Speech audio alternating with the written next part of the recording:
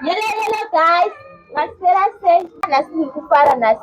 ibetidzira kukwashisa wanye ati dzotomwana mari vazongomutengerawo chingwa che30 rand plus hembe mamai kuku chingwa chinoita 13 rand unyepera vanhu che13 rand chingwa tasazowana chingwa nhasi changa chiita 13 rand saka ndasina mari nditengewo keke saka ndangotirega nditengere mwana ndo mari yanga ndinayo kana ndichibva kubasa kwangu kumachawa vandoshanda kuvarungu vandoshanda mugadheni saka zvakawanda mai kuku vachakudzai futi zvakawanda zviriko pane surprise iripo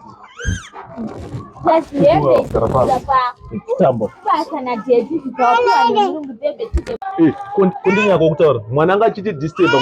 disturb saka regai vataura vamai kuku iwe kuku nyarara hembe dzapiwa dhedhi kubasa kwavanosenza idzi dzemwana dzebheti dzepresent anoita zvokuvarungwa mune saka tati isusu muite sei muone tati munyatsoona zvakanaka zvinhu zvese zvatapiwa kuti zvii zvatapiwa ini handa kumbovhurawo saka isurprise sekuti takaudza murungu kuti mwana ane birthday saka akaita se akatibatsirawo handiti maona saka pane zvinhu zvakuku unofunga zviri mukati saka taita se chati tione tese kuti chii chirimo handiti saka tarisai henyu guys tarisai gara ako pachena gara pache uvhure urakidze vanhu kuti mune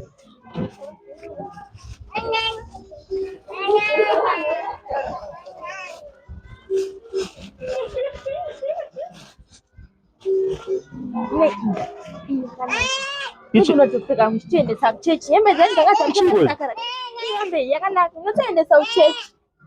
ya apa ndotenda guys onai ndapiwa iri jacket ndofunga ndorangu iri ndofunga ndorangu handise chingwa iri ndorangu iri saka ndofunga ndatoolaki ndotochena ivava ndotochena matochena chafono sandiyakwatonhora handiti apa ndakudzirwawo ndakudzirwawo mwari akanaka wedu mwari akanaka ndakufuwa nemurungu ndakudzirwa mani kuneba kupusha rinenge zviombe 1000 achena kwana here kuku wacho netrauzi futi unai ndihombe iri saka mune chemwana here umwe anaita mistake akumbovhura mukadzi wangu but anokura nazvo ngekuchengetedza anokura nazvo izvi chihombe izvi zvamapiwe zvineba wachakamboyatseta seko iye anope zvihombe izvi ndofunga anenge akutongokura nazvo muri Zimbabwe mwana wekuku achatokura nazvo ndofunga onai pane shoti netrauzi saka achakura nazvo tapuwa nemurungu zvinhu zvekupuwa nevarungu hazviraswe saka achakura nazvo mune nerimwe shoti abatiri rakanaka iri mekuku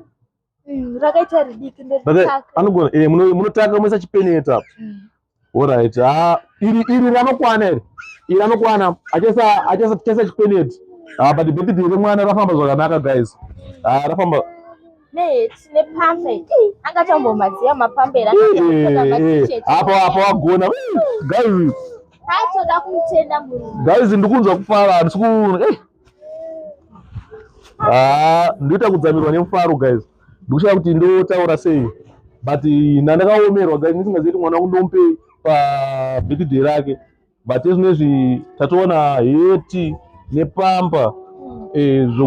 tanga tine rimwe zvedu mamwe anga ari mumba takakambowana ndakatenga but at least zvawedzera pane zvanga zviripo saka ezvinezvi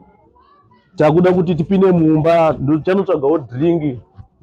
dringi tomuitira tocelebrate kabirthday kedu nemukadzi wangu uyo arapa guys saka muchangoramba muchingotiona tingokurakidza izvo tichiita vanoda kutibatsira munongotibatsirawo